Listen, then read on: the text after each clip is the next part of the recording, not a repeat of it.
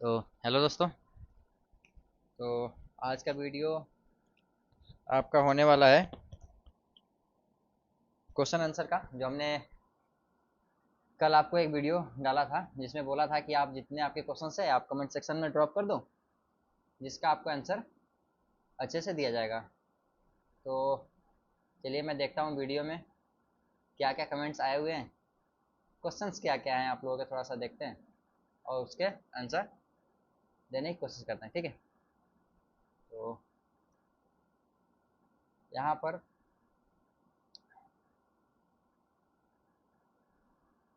पहले तो हम आपको बता देना चाहते हैं कि हम अंधेरी दुनिया में आपको नहीं रखेंगे, पहली नंबर। दूसरी बात कि जो भी हमको लगेगा, जो भी होता आया है, आपको लगेगा कि हाँ ये चीज़ ठीक है, जो हमें लगेगा ठीक है, जिसकी वजह से ठीक हो रहा है, क्योंकि मेरे दोस्तों में बहुत से लोग थे जिनकी वजह से जिनका सिलेक्शन हुआ, और बहुत से ऐसे लोग थे जिन्होंने सेम गलतियाँ करी, उनका सिलेक्शन नहीं हुआ। तो उन्हीं बेसिस पर हम बताएंगे। ऐसा नहीं है कि हम बहुत ज़्यादा बहुत ये है कि पहले से एक्सपीरियंसड है, ऐसा कुछ नहीं है। हाँ, मैं अपने दोस्तों के साथ बात करके या फिर उनसे उनकी गलतियों के हिसाब से का एनालिसिस करके ही आपको बताता हूँ। ठीक है, तो पहला क्वेश्चन है, सारे जितने कमेंट्स हैं तो मैं सारे क्वेश्चंस का आंसर दूंगा। हालांकि पहले तो आप लोगों को बहुत बहुत धन्यवाद, क्योंकि मुझे लगा था कि मैं नया नया चैनल ओपन किया हूँ और ऐसे क्वेश्चंस के लिए बोलना कि हाँ आप लोग कमेंट में अपने क्वेश्चंस को ड्रॉप करें या फिर क्वेश्चंस को लिखें, तो मुझे नहीं लगा था कि 5+ क्वेश्चंस आएंगे। ठीक है, हालांकि 34 के आसपास 35 कमेंट्स हैं, उसमें से हमारे भी कमेंट्स इंक्लूडेड हैं, आपके भी हैं। तो जाहिर सी बात है 10+ या 5+ ही कमेंट्स आए हुए होंगे। तो बहुत बहुत धन्यवाद आप लोगों को। तो इसमें आपका सौरभ सौरभ जी का एक क्वेश्चन है, भैया मैं निमसेट 2025 अपियरिंग के साथ दे रहा हूँ। ठीक है, मैथ के क्वेश्चंस नहीं हो रहे हैं क्योंकि प्रैक्टिस नहीं हुई है बिल्कुल भी, कॉलेज के कारण। ठीक है, रीजनिंग कंप्यूटर ठीक चल रहा है, प्लीज़ कोई टिप्स दीजिए, परफॉर्मेंस थोड़ी ठीक हो जाए मैथ्स में। ओके, तो आपको करना क्या है कि अगर आप अपियरिंग के हैं तो जाहिर सी बात है कि आपको टाइम नहीं मिला होगा, आपने खुद लिखा है कॉलेज के कारण। आपका कंप्यूटर ठीक है, रीजनिंग ठीक है, तो क्या है कि आप रीजनिंग और कंप्यूटर में तो ऐसा करना कि आपको छूटे ना, कि आपका ठीक है। बाकी रह गया आपका मैथमेटिक्स का, जो कि आपको टिप्स चाहिए मैथमेटिक्स का। तो भाई मैथमेटिक्स में क्या होता है कि अगर आप अच्छे से नहीं किए हो तो थोड़ा सा टेंशन होने लगता है, क्योंकि एग्ज़ाम होता ही वही है, जो आप नहीं पढ़ के जाओगे उसी से आता है। ठीक है, लेकिन इसमें आपको करना क्या है, जो इंपॉर्टेंट आपके चैप्टर्स हैं, जैसे प्रोबेबिलिटी हो गया, पीएनसी हो गया, ट्रिग्नोमेट्रिक हो गया और स्ट्रेट लाइन हो गया, ये सब जो आपके चैप्टर्स हैं ये आपको तो करके ही जाने हैं। ठीक है, क्योंकि इन सब चैप्टर्स से क्वेश्चन आने की संभावना थोड़ी ज़्यादा रहती है। ठीक है, तो आप ये सब चैप्टर आप नहीं छोड़िएगा, आपको ये करके जाना है। और कैसे भी करके जाना है, आप पीवाईक्यू के हिसाब से आप कर लो कि पीवाईक्यू जिस हिसाब से आए उस लेवल के क्वेश्चन आप कर सको। ठीक है, अगर आप कुछ नहीं किए हो तो हर एक चैप्टर का कम से कम पीवाईक्यू आप कर लो, ताकि उस लेवल का उस टाइप का क्वेश्चन आए तो आप ना छोड़ो। ठीक है, तो आपको मैथ्स में अगर आप, क्योंकि आप 5 से 6 दिन या फिर बहुत ज़्यादा तो 10 दिन बचे होंगे, कितने आज तो आपकी 18 तारीख है, तो 18, 10, 28 और 10, 8, ठीक है, 20 दिन बचे हुए। तो आपको 20 दिन में आप बहुत ज़्यादा क्या मैथमेटिक्स को आप ख़त्म कर नहीं पाओगे। तो आपको वही करना है कि जो आपके इंपॉर्टेंट चैप्टर्स हैं, प्रोबेबिलिटी हो गया, पीएनसी हो गया, आप जहाँ से पढ़े होंगे, आपके टीचर जो भी हैं वो बताए होंगे कि कौन कौन सा ज़्यादा इंपॉर्टेंट रहता है, तो उन सब के क्वेश्चंस आपको कर लेने हैं। और नहीं तो आपको क्या करना है कि आपको पीवाईक्यू उठाने हैं 2008 से लेकर के अभी तक के, और आपको खुद समझ में आ जाएगा कि कौन से चैप्टर से ज़्यादा क्वेश्चंस आते हैं। आपको वेक्टर को छोड़ना नहीं है, वेक्टर, प्रोबेबिलिटी, पीएनसी, ट्रिग्नोमेट्रिक, ये चारों आपको नहीं छोड़ने हैं। ठीक है, ये आपको करना ही करना है, क्योंकि इन सबसे क्वेश्चन ज़्यादातर पूछे जाते हैं।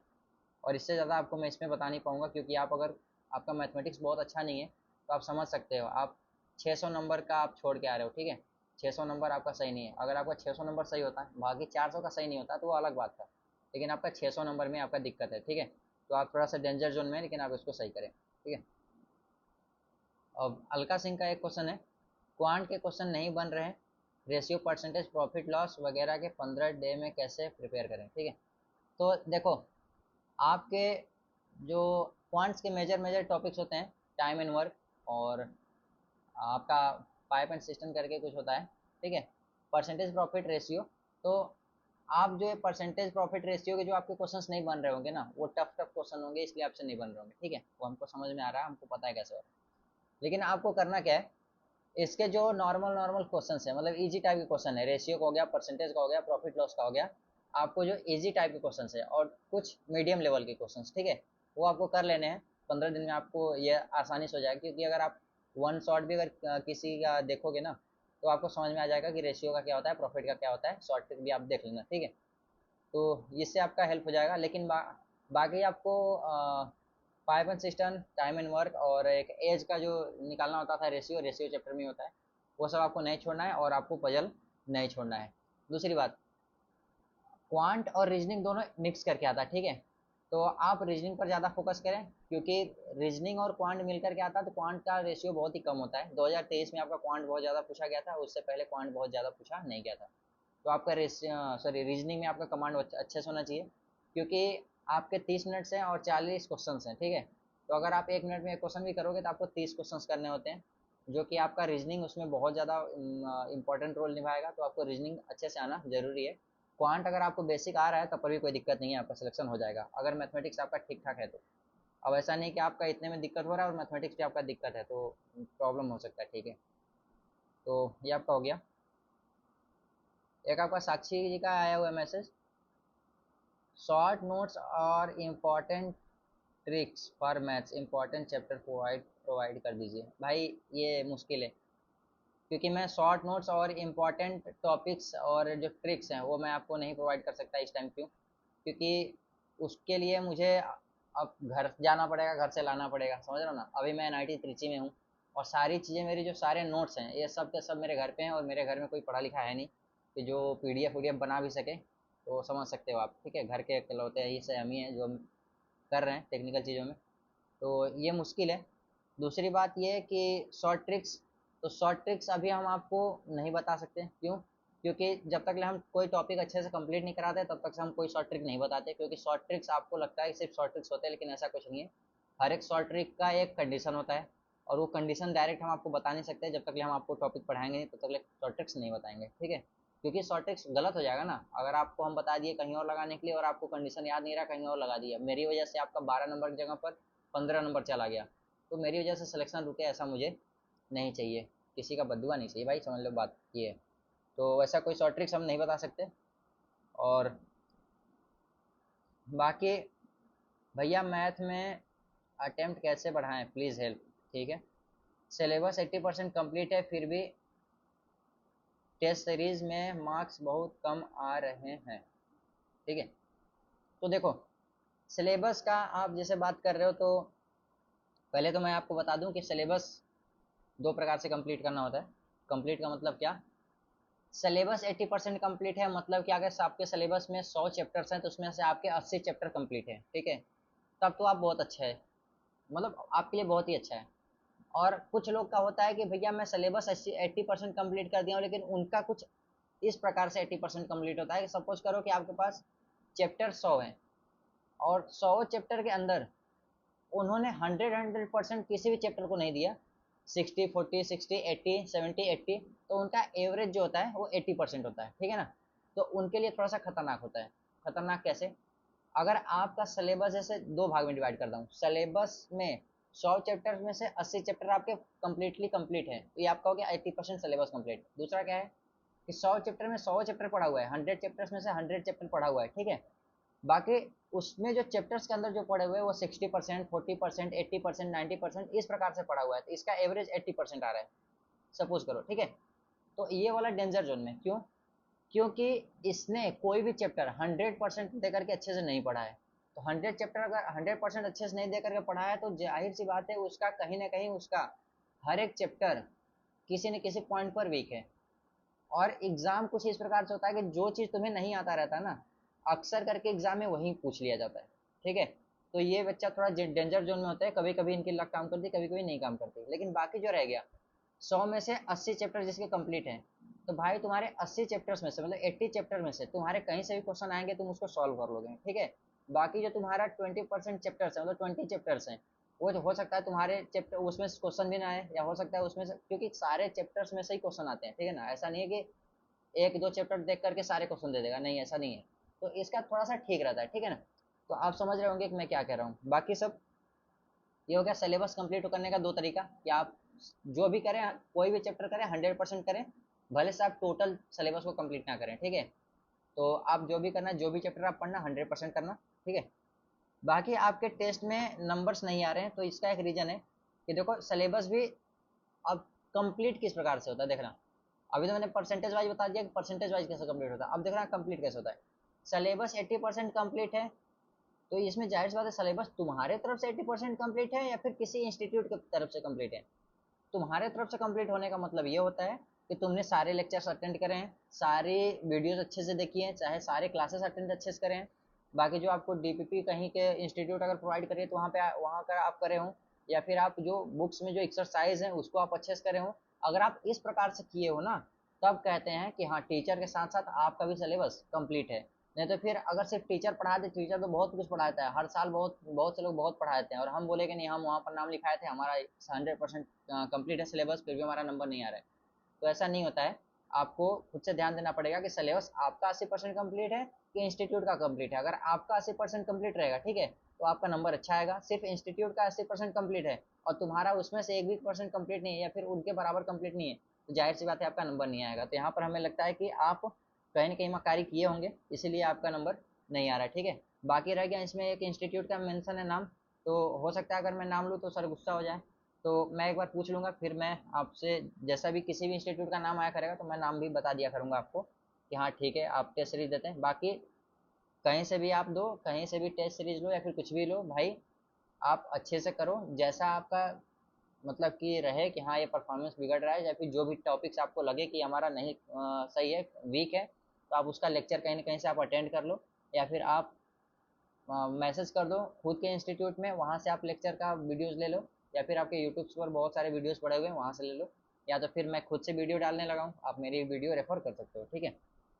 तो समझ में आया, 80% कंप्लीट था आपका सिलेबस, फिर भी नंबर नहीं आ रहा, तो नंबर आने का रीज़न है, हो सकता है कहीं ना कहीं आप मक्कारी किए हैं, ठीक है। तो फिर भी आपको क्या करना है कि इंपॉर्टेंट जो टॉपिक्स हैं जो हाईलाइटेड हैं, तो आपको उसमें से मतलब जो आपके 80% कंप्लीट है टॉपिक्स, ठीक है, उसके आपको क्वेश्चन अच्छे से प्रैक्टिस करके जाने ही है। जो आपको 20% कंप्लीट नहीं है उसको टच मत करना, क्योंकि उसको टच करोगे तो फिर दिक्कत होगा तुम्हें। समझ रहे हो ना। मैथ्स में 10 से 15 राइट हो रहे तो कैसे बढ़ाया जाए 20-25? ओके, तो दो प्रकार का होता है देखो, जब आप एग्ज़ाम दे रहे होते हैं ना, तो अगर आंसर आंसर क्या होता है कि एग्जाम देने टाइम ना जो बहुत ज़्यादा कॉन्फिडेंट होते हैं तो उनको लगता है कि हाँ यही आंसर है तो इसको टिक मारते हैं, तो उनका तो ठीक है, ठीक है।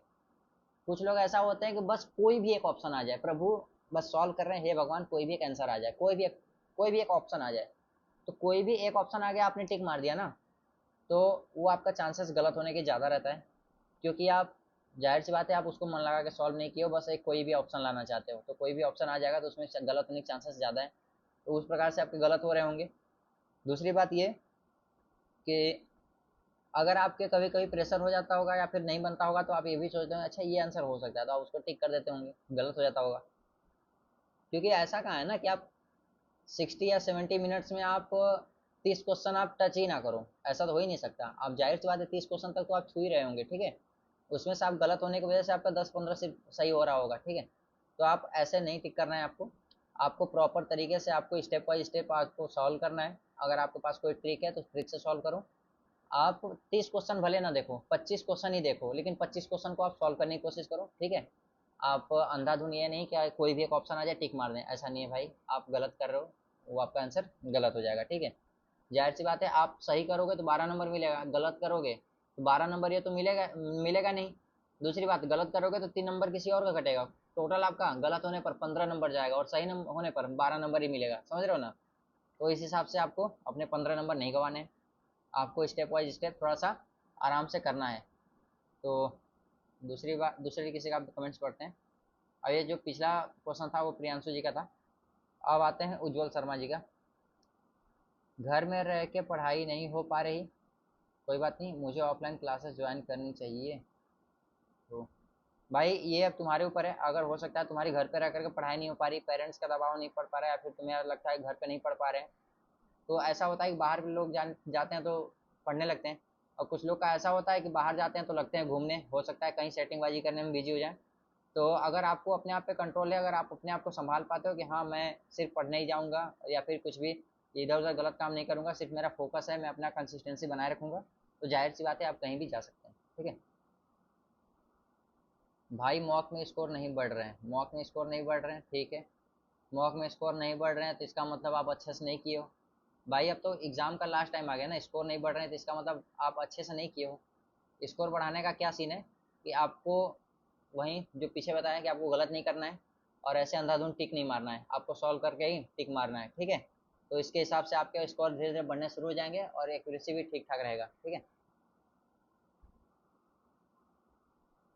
भैया मॉक में कितने मार्क्स लाने चाहिए थे इस टाइम पर? देखो, मॉक में मार्क्स लाने पर डिपेंड नहीं करता है, मॉक में आप जहाँ से टेस्ट दे रहे हो उसमें आपका रैंक कितना आ रहा है, ठीक है। अगर 1000 स्टूडेंट्स हैं उसमें से आपका रैंक 300 के आसपास तक आ रहा है तो आप ठीक ठाक है, आपका कोई दिक्कत नहीं होने वाला है। एग्जाम में भी ठीक ठाक लगभग जाएगा, कोई दिक्कत नहीं है। लेकिन अगर आपके इंस्टीट्यूट में 50 बच्चे हैं उसमें से तुम्हारा 49 रैंक आ रहा है, तो तुम्हारा गलत है ना, समझ रहे हो ना। आपको 30% स्टूडेंट्स में रहना है, ठीक है। आपको आपके यहाँ पर जितने भी बच्चे होंगे जहाँ के भी आप टेस्ट दे रहे हो मॉक का, अगर उसके आप 30% में आप रह रहे हो, इसका मतलब आप सेफ जोन में हो, आप अच्छा परफॉर्म कर सकते हो, आपका कोई ना कोई एनआईटी मिल जाएगा। लेकिन हाँ, एग्जाम में पैनिक नहीं होना है तब। सेकंड ड्रॉप लेना चाहिए क्या? भाई ड्रॉप को लेना चाहिए नहीं लेना चाहिए ये तो भाई नहीं, दीदी है शिवानी दी है, बोल रही है कि सेकंड ड्रॉप लेना चाहिए क्या। तो देखो, ड्रॉप लेना और ना लेना ये अलग बात होता है, ठीक है। यहाँ पर दो चीज़ें आपकी काम आती हैं, आपको सोचना पड़ता है। जैसे अभी तक आपने ड्रॉप ले लिया एक, ठीक है। अब आप सोच रहे हो कि दूसरा ड्रॉप ले कि नहीं ले, ठीक है। तो आपको करना क्या है, आप ड्रॉप लोगे फिर एमसीए करने आओगे तो आप यहाँ से देख लो कि आपको कितना टाइम लगेगा आपको सक्सेस होने में, ठीक है। और वहीं पर आप जो बी प्लान रखे हो आप, तो वहाँ से आप वो बी प्लान के बारे में देखें कि अगर आप उस रास्ते पर जाते हैं तो कितना टाइम लगेगा आपको सक्सेस होने में। जिसमें टाइम कम लगे और जिसमें आपको इंटरेस्ट हो, बस उसी को आप चूज करो। आपका दूसरा ड्रॉप हो या फिर तीसरा ड्रॉप हो, ये मैटर नहीं करता, क्योंकि आपके प्रेजेंट से जो पास में होगा सक्सेस उसी के पीछे आपको भागना है। अब ऐसा नहीं कि आपका एमसीए करने में आप साल भर का तैयारी करो, 3 साल एमसीए करो, 4 साल, और कहीं आपका रखा हो, कहीं आपका जॉब लगा हो, या फिर कोई आपका मतलब कि कुछ और सेक्टर में आपका मन कर रहा हो लेकिन उसमें आपका टाइम लग रहा हो, साल भर में आपका सक्सेस मिल जाएगा, तो आप एमसीए करने क्यों आओगे? समझ रहे हो ना। तो आपको ड्रॉप लेना चाहिए कि नहीं लेना चाहिए, सेकंड ड्रॉप लें थर्ड ड्रॉप लें, आपको सेकंड थर्ड आपको काउंट नहीं करना चाहिए, पहले मेरी तरफ से बात, मेरे मेरे हिसाब से अगर बात सोचे तो। क्योंकि आप जिस जिस टाइम पर खड़े हैं प्रेजेंट टाइम में, प्रेजेंट टाइम से आपको ये सोचना है कि आप कौन से सेक्टर में जाना चाहते हैं, कौन सा मतलब कि अपना हिसाब से चूज करना चाहते हैं करियर में। तो प्रेजेंट से लेकर के जब आप सक्सेस होंगे उसके बीच का आप समय निकाल लो कि हाँ आपको किस रास्ते पर ज़्यादा जल्दी आपको मिल जाएगा सक्सेस, तो वो आप चुनो, ठीक है। हाँ, पिछला चैप्टर का, ये क्या है? पिछला चैप्टर का कौशिकी, ये आपका क्वेश्चन अधूरा है तो मैं आपका जवाब नहीं दे पाऊंगा। मैथ्स में कॉन्फिडेंस नहीं आ रहा है। भाई मैथ्स में कॉन्फिडेंस किसी को नहीं आता है, जिनके बहुत अच्छे अच्छे नंबर आते रहते हैं उनके भी कहीं छोटी छोटी गलतियों से क्या हो जाता है, गलत हो जाता है। मैथ्स में कॉन्फिडेंस आने का मतलब कि आप बहुत अच्छे से मैथ्स पढ़े हो, ठीक है। तो मैथ्स में कॉन्फिडेंस नहीं आ रहा है इसका मतलब आप अच्छे से पढ़े नहीं हो, पहली बात। दूसरी बात यह कि आप क्वेश्चन प्रैक्टिस भी नहीं कर रहे हो। क्वेश्चन प्रैक्टिस करोगे तो हर एक क्वेश्चन का क्या कहना चाहता है वो आपको पता हो जाता है। तो आपको क्वेश्चन प्रैक्टिस करना चाहिए था, लेकिन आप अपने हिसाब से आप देखो, क्योंकि आप नहीं पढ़े हो तो उसमें मैं क्या बताऊँ, साल भर आप मस्ती करो, मोबाइल चलाओ, घूमो फिरो, तो फिर मैं इसमें क्या कर सकता हूँ, ठीक है। देखना भाई, जो बात है वो सत्य बात है। ऑल टाइप गेमर्स, अब ऑल टाइप गेमर्स अब गेम खेलोगे तो कैसे मैं कहूँगा बताओ। कोई बात नहीं, आपको हाईलाइटेड हाईलाइटेड चैप्टर्स आपको पढ़ के जाने हैं, जिसमें से कि बहुत सारे आपके जैसे वेक्टर हो गया, प्रोबेबिलिटी हो गया, पीएनसी हो गया, ये सब जो आपके इंपॉर्टेंट इंपॉर्टेंट चैप्टर्स है, ये आपको छोड़ने नहीं है, ये आपको करके ही जाने हैं। और आप पीवाईक्यू तो कर ही लीजिएगा, क्योंकि पीवाईक्यू से आपको आइडिया मिलेगा कि क्वेश्चंस का लेवल क्या है और किस तरीके के क्वेश्चंस आते हैं, ठीक है। तो हो सकता है आपका अच्छा हो जाए, ठीक है। शॉर्ट नोट्स और फार्मूला सीट प्लीज़ प्रोवाइड कर दीजिए भैया, मैं नहीं कर सकता, अभी मैं बताया आपको। पीछे में सी इसने नहीं बनाया, अच्छा मेरे भाई room partner NIT Trichy Devesh Kumar, उन्होंने मैसेज किया है, कोई बात नहीं भाई, बात तो सही है, वो किसी और ने बनाया है। अच्छा, फाइनल ईयर में हो। NIMCET all mathematics syllabus except calculus few days ago with self study. अच्छा, कोई बात नहीं। 2 mock test and score 116 and 147 marks and the concept what mathematically solve questions. अच्छा, सो इट इज इम्पॉसिबल। भाई बात ये है ना कि देखो, सिलेबस कंप्लीट करने का मतलब ऐसा नहीं होता कि आपने सिलेबस कंप्लीट कर लिया, नहीं। आपने टॉपिक्स को समझ लिया है, आपका सिलेबस कंप्लीट नहीं है। सिलेबस का मतलब ही होता है कि आपको टॉपिक समझ में आना चाहिए, वो, और आप उसमें क्या है, क्वेश्चन प्रैक्टिस करनी चाहिए, ठीक है। आप सारे फॉर्मूले याद कर लो, आपको सारे टॉपिक्स समझ में आ गए, ठीक है। लेकिन आप उसमें क्वेश्चन प्रैक्टिस नहीं किए हो, क्वेश्चन को समझ नहीं पा रहे हो, इसलिए आपके क्वेश्चन नहीं बन पा रहे, इसलिए आपके नंबर नहीं आ रहे, ठीक है। तो आपको एक क्वेश्चन प्रैक्टिस करना चाहिए था। और आपके जो आप लिखे होगे 116 147 नंबर, तो जाहिर सी बात है आपने क्वेश्चन प्रैक्टिस नहीं किया है। आपको फार्मूले बहुत याद होंगे, या फिर फार्मूले या कॉन्सेप्ट्स आपको बहुत आते होंगे, लेकिन फिर भी आपने क्वेश्चन प्रैक्टिस नहीं किया, तो आपको पता नहीं चल रहा कि कौन सा क्वेश्चन कहाँ पर क्या कह रहा है, ठीक है।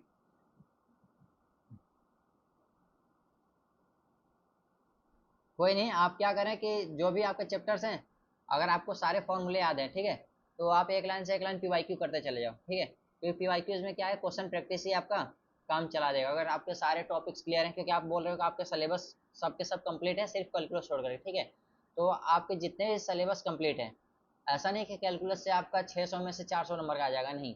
कैलकुलस में बहुत ज़्यादा आएगा तो 100 या 150 नंबर का आएगा, ठीक है। फिर भी आपका बच्चा 400 450 नंबर, तो 450 नंबर में आप कम से कम 400 नंबर लाओ, अगर आपका सारा सिलेबस कंप्लीट है तो, ठीक है।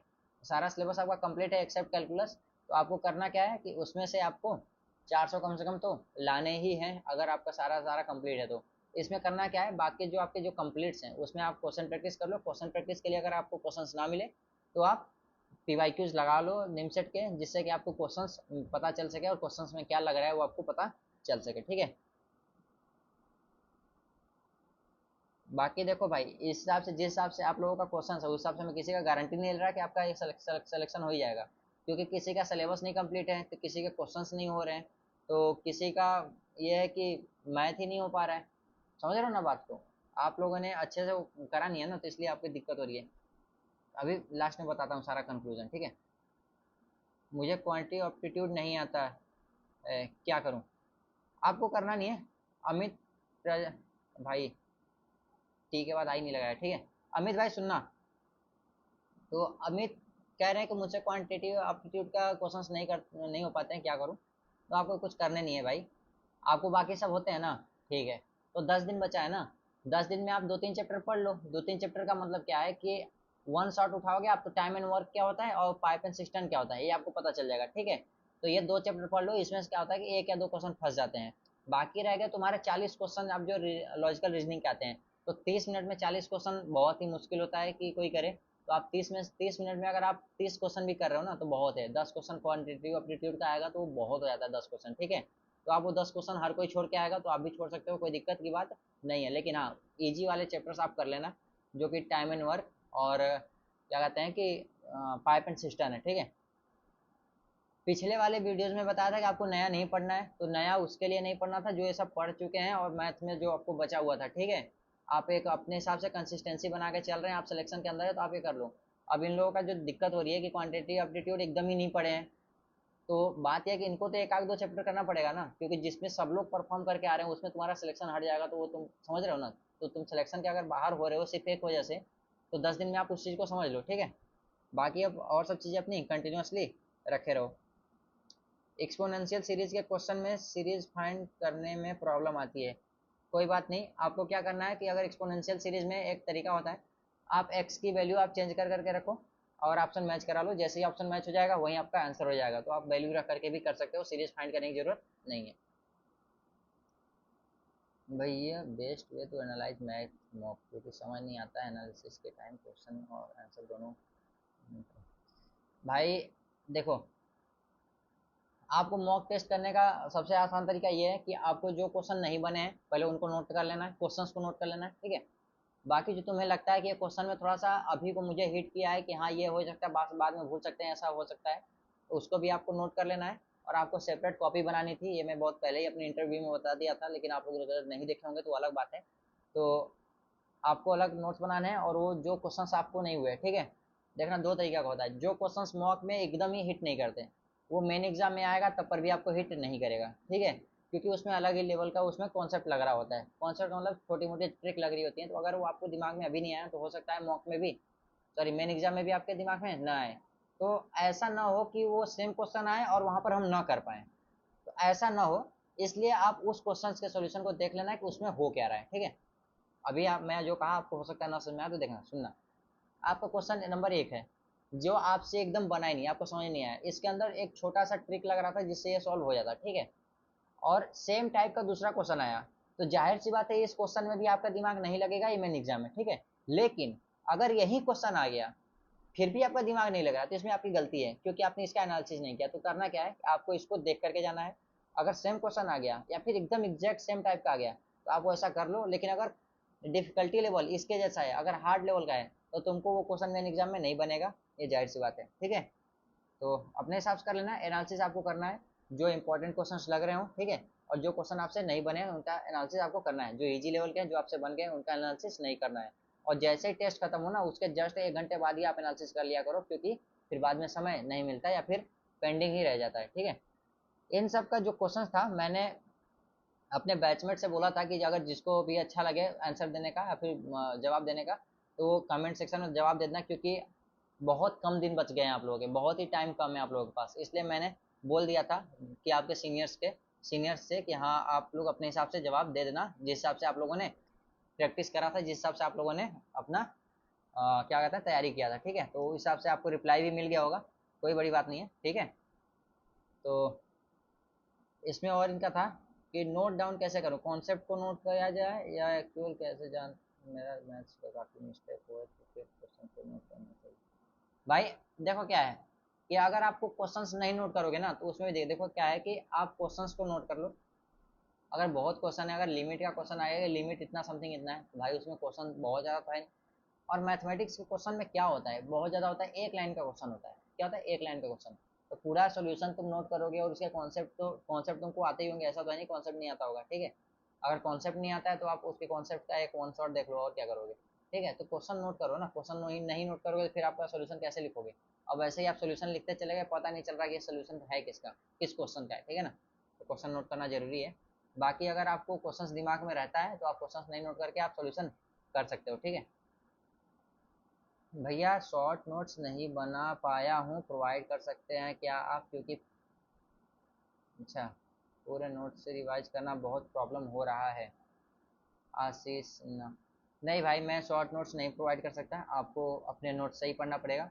क्योंकि अगर मैं शॉर्ट नोट्स प्रोवाइड भी कर दिया ना तो उसमें क्या है कि ऑर्डर अगर चेंज हो जाएंगे, देखना मैं तो पहले शॉर्ट नोट्स प्रोवाइड नहीं करूँगा और ट्रिक भी प्रोवाइड नहीं करूँगा। दूसरी बात, अगर मैं गलती से भी प्रोवाइड भी कर दूँ ना तो मेरे वाले शॉर्ट नोट्स में अगर ऑर्डर भी चेंज रहेंगे, आगे पीछे रहेगा, तो वो तुमको समझने में भी टाइम लगेगा, और जो भी तुम्हारी चीज़ें रहेंगी ना आधे से ज़्यादा तो भूल जाएंगी, क्योंकि नए लोगों का हैंड राइटिंग, नए नोट्स पढ़ना, तो सारी चीज़ें भूल जाएगा।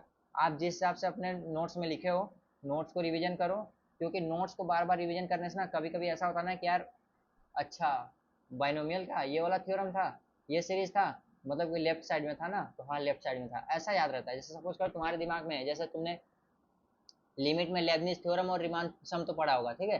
तो लेबनिज में कभी सॉरी लिमिट में आपका लेबनिज थ्योरम हो गया और रीमान सम हो गया, तो अगर आपको याद आए कि यार लेबनिज थ्योरम था कहाँ, अच्छा लिमिट वाले चैप्टर में लास्ट में, मतलब राइट साइड में था, तो कभी कभी आपको ऐसा याद रहता है, ठीक है।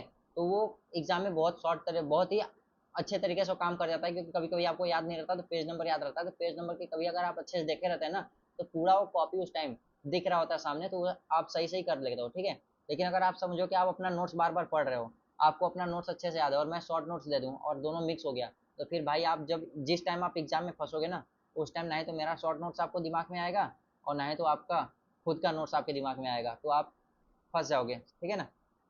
ये हो गया।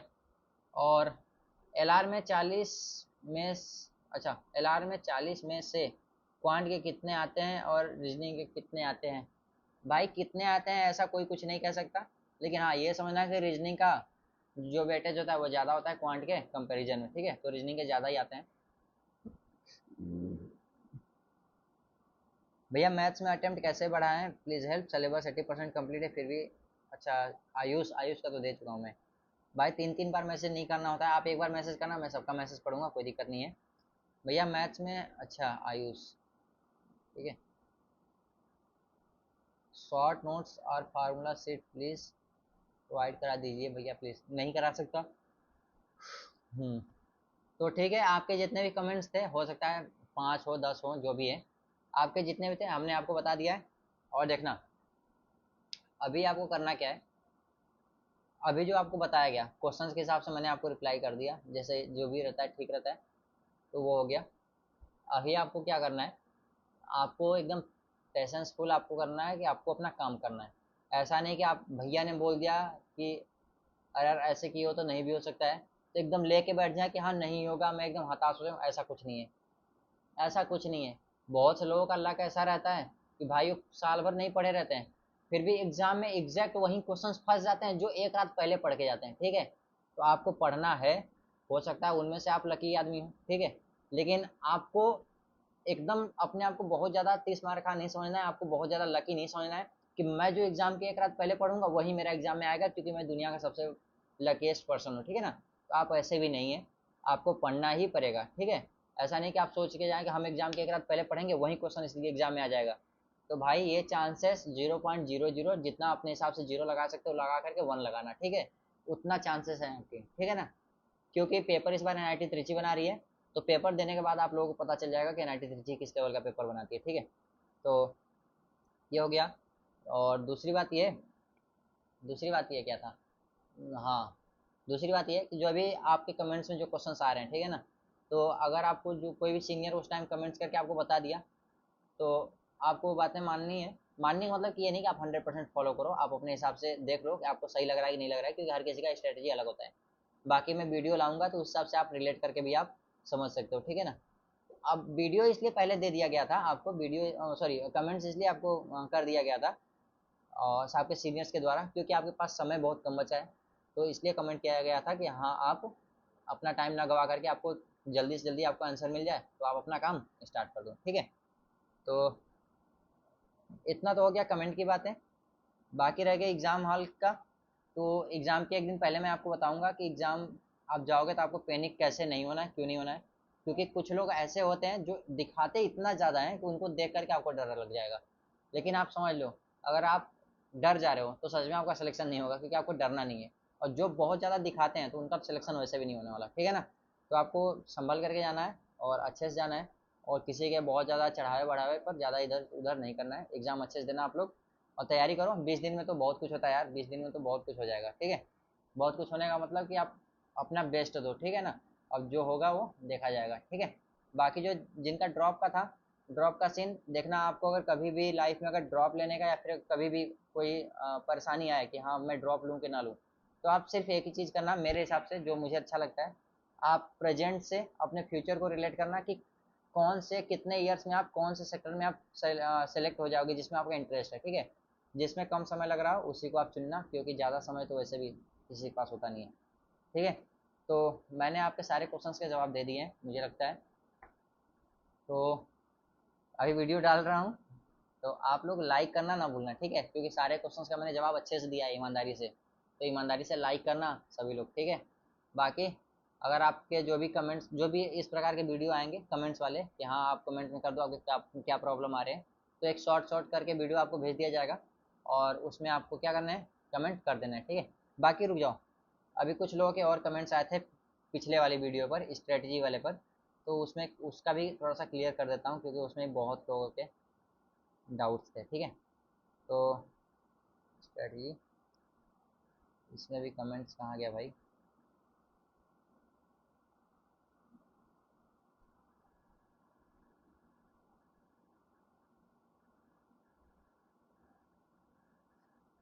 खुशी जी का एक मैसेज आया कि पैनिक करती हूँ मॉक टेस्ट में गलती क्लिक कर देती हूँ, एनालिसिस के वक्त पता चलता है मैंने गलत ऑप्शन पर क्लिक कर दिया था। हाँ भाई, आपको पैनिक नहीं होना है, कि पैनिक हो जाओगे ना तो आप अपने आप से खुद कह रहे हो कि मुझे सिलेक्शन नहीं लेना है। आखिर में आदमी पैनिक क्यों होता है, अपने अंदर से मान लेता है कि मैं सिलेक्शन के बाहर हूँ या डरने लगता है तभी तो आप अपने आप से अपने आप को बाहर क्यों समझ रहे हो, आप अपने आप को कम क्यों समझ रहे हो। ठीक है, आप भी सिलेक्शन के अंदर हो, आप भी उन्हीं सबसे फाइट कर रहे हो जिनसे आपका फाइटिंग चल रहा है। ठीक है, और बाकी सब किसी का क्वेश्चन नहीं आया था क्या इसमें, देख तो रहा था एक दिन क्वेश्चन बहुत सारे आए हुए थे यार। अच्छा भैया, please make a video on how to analyse mock to boost score and also share how to prepare for LR. Okay भाई, इस चीज़ का वीडियो बनाने का बहुत ज़्यादा मतलब कि टाइम ख़त्म हो चुका है, एक तरीके से समझो कि बहुत लेट हो चुका है, ठीक है। तो ये वीडियो अब बनेगा 2026 वाले बैच के लिए, जब मैं अभी अगले ये आपके एग्ज़ाम के बाद लाऊंगा तब, क्योंकि ये आपका बहुत ही ज़्यादा टाइम जा चुका है। अब इसमें मैं क्या बताऊँ कैसे एनालिसिस करना है कैसे नहीं करना है। बस ये समझो कि आपको अगर अभी भी करना है एनालिसिस, तो आप जो आपसे क्वेश्चन नहीं बन पा रहे हैं उनको आपको देखना है कि क्यों नहीं बन पा रहा, क्या उसमें लग रहा था। बाकी जो आपको जो लग रहे हैं कि ये क्वेश्चन अच्छे टाइप के हैं उनका आपको एनालिसिस करना है, और जो इजी टाइप का क्वेश्चन है तो इजी टाइप का क्वेश्चन आपका एग्जाम में भी हो जाएगा। और रह गया एलआर का, तो प्रिपेयर्ड फॉर एलआर। तो एलआर को कैसे पढ़ना है कैसे नहीं पढ़ना है भाई, देखो एलआर में आपको बहुत ही कम ही चैप्टर्स हैं, जैसे मतलब सारे चैप्टर्स मुझे याद नहीं है, ठीक है। तो उसमें क्या है ना, एलआर में आपको अपने दिमाग से ही तो सोचना होता है, कुछ एक्स्ट्रा करना होता है क्या, नहीं। आप दिमाग लगाओ, सोचो, कर दो। और जो चीज़ आप सोच रहे हो ना उसी चीज़ को थोड़ा सा एक छोटे छोटे फार्मूले में चेंज कर दिया गया है, समझे ना। कि क्लॉक वाले को कैसे करते हैं, थीटा कैसे एंगल निकालते हैं अगर टाइम अलग अलग हो। तो जिस हिसाब से आप सोचोगे, आपको पता है कि मिनट से पूरे घड़ी का क्या होता है एंगल 360 होता है। आपको पता होता है कि 1 से 2 के बीच में अगर अगर आपका चल रहा है, दोनों सुई चल रही है तो कितना एंगल होता है। तो आप एक एक मिनट का निकाल करके आप काउंट करके वैसे निकाल सकते हो थीटा, समझ रहे हो ना। या तो फिर आप फार्मूले के बेसिस पे निकाल सकते हो। तो क्या है कि आपके फार्मूले आपको तैयार होने चाहिए, जिससे हिसाब से आप एलआर का क्वेश्चन फास्ट तरीके से कर सकते हो, या तो फिर आप सोचने की क्षमता आपकी ज़्यादा होनी चाहिए जिससे कि आप एलआर के क्वेश्चन फास्ट तरीके से आप कर सकते हो, ठीक है। तो अगर आपका सोचने की क्षमता ज़्यादा है तो सोच करके कर लो, और सच में ज़्यादा है तो थोड़े से फार्मूले पर भी ध्यान दे लो, टाइम कम बचेगा और टाइम कम लगेगा, और ज़्यादा टाइम बचेगा तुम्हारा, मतलब कि टाइम कम लगेगा सॉल्व करने में, तो इस तरीके से हो जाएगा। And how to boost score, ठीक है। स्कोर कैसे बूस्ट करना है भाई, देखो आपको जैसे लग रहा है कि ये ऑप्शन सही हो सकता है, टिक मार दिए, वैसा आपको काम नहीं करना है। और आपको ऐसा भी नहीं करना है कि बस कोई भी एक ऑप्शन आ जाए, कोई भी एक ऑप्शन आ जाए बस टिक मारना है, नहीं आपको ये भी नहीं करना है। आपको प्रॉपर तरीके से आंसर लाना है, उसके बाद टिक मारना है, ठीक है।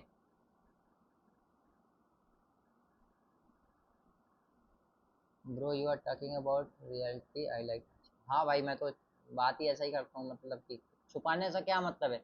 मैं आज बात छुपाऊंगा, तुम्हारा अभी क्या है कि 20 मिनट 30 मिनट आधे घंटे मैं बर्बाद करूंगा, और मेरी बात अगर आपको अच्छी लगी आप साल भर तैयारी करने चले गए, साल भर आपका बर्बाद हुआ, जिंदगी में आपका 1 साल कम हो गया। जिंदगी भर मुझे गाली दोगे तुम तो क्या मतलब है, जो बातें वो सही है जो बातें, ठीक है। But you can speak in Hindi but please use English while telling a number.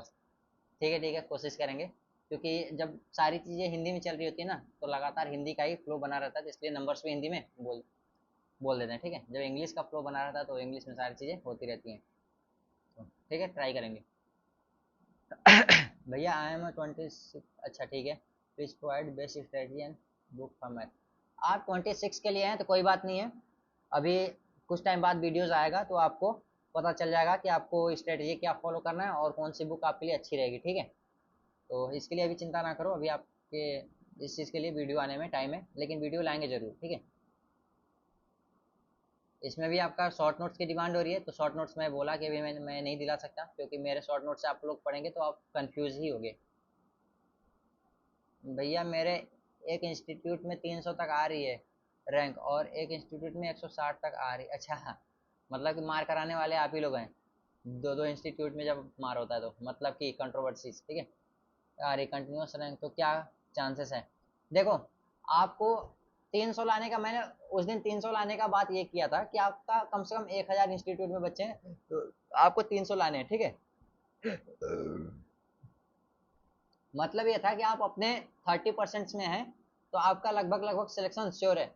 और आपका क्या 30 क्या, आपका अगर आप 50% के बीच में है ना फिर भी आपका सिलेक्शन होने वाला रहता ही है। बात ये होता है कि अगर हम बोल दें 30%, ठीक है, सॉरी मैं अगर बोलूँ 50%, और उसमें से दो बच्चे का भी अगर नहीं हुआ ना, तो वो दो बच्चा बोलेगा ना कि ये तो बोला था कि 50% के अंदर रहेंगे तो हो जाएगा, तो वो दो बच्चा गाली देगा, और मैं नहीं चाहता कि भाई कोई गाली दे, ठीक है ना। तो इससे अच्छा कि आप 30% बताओ जिसमें कि लगभग लगभग सबके सिलेक्शन श्योर रहे, ठीक है। बाकी आप मेहनत करते रहो, ऐसा नहीं कि आपका नहीं होगा सिलेक्शन। तो जिसका जो 50% के बाहर रहता है वो भी एक दिन पढ़ता है, और वो हो सकता है सेम सेम टाइप के क्वेश्चन पढ़ जाए और सिलेक्शन में बहुत अच्छा रैंक ला देता है। तो सिलेक्शन बहुत लोगों के होते हैं। और क्या होता है कि जैसे कुछ लोग रिपीटर्स होते हैं जिनको क्वेश्चंस बहुत सारे याद होते हैं, फिर भी वो 50% के अंदर रहते हैं। तो जिनको याद होते हैं ना, वो 50% के अंदर रहने का कोई मतलब थोड़ी होता है। एग्जाम में जो क्वेश्चन आते हैं वो याद नहीं रहते, ठीक है, तो वो 50% के अंदर रहने का आपका कोई मतलब नहीं है। तो जो उनको हटा दो। तो जैसे आपने 100 बच्चे हैं आपके पास, तो 50 बच्चे और 50 जो 1 से 50 तक के बच्चे, और 150 तक के बच्चे में 30 बच्चे ऐसे हैं जिनको क्वेश्चन याद हैं, जो रिपीटर्स हैं। तो उन 30 को हटाओ, और जो 50 के बाद 30 थे जो कि रिपीटर्स नहीं थे, उनको 30 को यहाँ पर शिफ्ट करो। तो ये जो तुम्हारा 1 से 50 तक का बनेगा, इनका सिलेक्शन का रेशियो, मतलब सिलेक्शन होने के चांसेस ज़्यादा रहता है, क्योंकि रिपीटर्स को याद रहते हैं। तो याद होने वालों का जल्दी सिलेक्शन नहीं होता भाई, क्योंकि आपको टॉपिक्स और आपको क्या कहते हैं उसमें कॉन्सेप्ट और आपके क्वेश्चन प्रैक्टिस पर डिपेंड करता है कि आपको कॉन्सेप्ट आता है कि नहीं आता है, और क्वेश्चन प्रैक्टिस आपने कितना करा है, ठीक है। तो समझ गए भाई। आप अपेयरिंग थे या ड्रॉपर? भैया मैं ड्रॉपर था, क्योंकि मुझे पता ही चला था जब मैंने अपने बीएससी थर्ड ईयर का एग्जाम दे लिया था, उसके बाद मुझे पता चला था कि हाँ निमसेट नाम का कोई चीज़ होता है, ठीक है। तो 2023 में मैंने फॉर्म भरा था, लास्ट दिन फॉर्म भरा था। मेरी एक दोस्त थी, मैंने जब अपना कोचिंग से निकला तो वहाँ पर एक दोस्त थी जो सर से बात कर रही थी कि सर हमने निमसेट का फॉर्म भरा है। तो मैंने उसी टाइम पूछा कि निमसेट क्या होता है। उन्होंने बताया कि निमसेट ये होता है, इससे एनआईटीज में आपका एडमिशन हो सकता है, एमसीए कर सकते हो, ठीक है। तो उसी टाइम मैंने साइबर वाले के पास जा करके अपना फॉर्म फिलअप करवाया था। फिर मैंने सिलेबस भी नहीं चेक किया और कुछ भी नहीं चेक किया था, ठीक है। डायरेक्ट जा करके एग्जाम दिया था। एग्जाम देने के बाद पता चला कि मैथमेटिक्स के 600 नंबर के क्वेश्चंस होते हैं, ठीक है। बाकी मुझे लगा था कि 400 या 350 360 के आसपास, जैसे एयू का आपका हुआ था, तो उस हिसाब से आपका होता है एग्जाम, ठीक है। तो मैंने क्या किया था कि रीजनिंग और क्वांट के क्वेश्चन अटेम्प्ट कर लिए थे, मैथमेटिक्स के कुछ क्वेश्चन अटेम्प्ट किए थे, और बाकी छोड़ दिया था। हम बोले क्या मतलब है, 50% लाएंगे सिलेक्शन के अंदर हो जाएंगे। मैंने भी यूट्यूब देख लिया था, ठीक है। तो उसमें हुआ क्या कि मैंने सिलेक्शन नहीं हुआ, 8,000 के आसपास रैंक आ गया था। फिर जब मुझे पता चला अच्छे से, तो मैंने एक इंस्टीट्यूट ज्वाइन किया जिसमें मेरा काफ़ी अच्छा परफॉर्मेंस रहा, तो मेरा AIR 6 आया, ठीक है। बाकी मैं ड्रॉपर था, पहले ही बता दे रहा हूँ। आप लोग ये नहीं बोलना कि अपीयरिंग थे। और ऐसा नहीं कि मैं कोई जेई वेई का प्रिपरेशन किया था, नहीं भाई, मैंने जेई का प्रिपरेशन नहीं किया था, ठीक है। जेई वेई का नहीं किया था कुछ भी, क्योंकि मेरा इंटर में 60% था। 60% में कहाँ जेई का कोई जाएगा पढ़ने के लिए। भाई तुम्हारा बहुत नाम सुना है भाई, अभी बहुत कम सुने, वो अभी बहुत ज़्यादा सुनने को मिलेगा। हो सकता है भगवान की कृपा रहे तो मैं तो यही चाहता हूँ कि भगवान की कृपा बनी रहे, इसलिए तो मेहनत कर रहे हैं यहाँ पर आकर के। मेरा LR एंड क्वांट उतना अच्छा नहीं है, टेस्ट में 50% भी मार्क्स नहीं आ रहा है LR सेक्शन में, क्या करें? तो डी कोड, अच्छा डी कोड भाई पता नहीं क्या क्या नाम रखे। तो आपके LR में 50% भी मार्क्स नहीं आ रहे हैं, मतलब कि आपका 240 का होता है, 240 में 120 भी आपके नहीं आ रहे ना।